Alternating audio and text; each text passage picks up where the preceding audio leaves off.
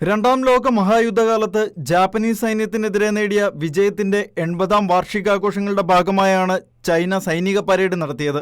പരേഡിൽ പുതിയ ആണവ ഭൂഖണ്ഡാന്തര ബാലിസ്റ്റിക് മിസൈലുകൾ, ഹൈപ്പർസോണിക് ആയുധങ്ങൾ എത്തിക്കാനുള്ള പുതിയ റോഡ് ബൗണ്ട് മിസൈൽ, പുതിയ ലേസർ ആയുധം, റോബോട്ടിക് ഡോഗ്, ഡ്രോണുകൾ എന്നിവയുൾപ്പെടെ നിരവധി പുതിയ സൈനിക ഹാർഡ്വെയറുകൾ ചൈന പ്രദർശിപ്പിച്ചു.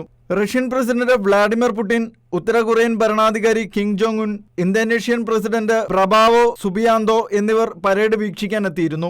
റഷ്യയുമായുള്ള വ്യാപാര ബന്ധത്തിന്റെ പേരിൽ ഇന്ത്യയുമായുള്ള സൗഹൃദം ഉലയുന്നതിനിടെ ഇന്ത്യൻ പ്രധാനമന്ത്രി നരേന്ദ്രമോദി ചൈനയിൽ സന്ദർശിക്കാനെത്തുകയും ചെയ്തു. ഇതെല്ലാം US പ്രസിഡന്റ് ഡൊണാൾഡ് ട്രംപിനെ തെല്ലൊന്നുമല്ല ചൊടിപ്പിച്ചിരിക്കുന്നത്. റഷ്യയും ഉത്തര കൊറിയയും ചേർന്ന് USനെതിരെ ചൈനീസ് പ്രസിഡന്റ് ഷീ ജിൻപിങ് ഗൂഢാലോചന നടത്തുകയാണെന്ന് ട്രംപ് ആരോപിച്ചു.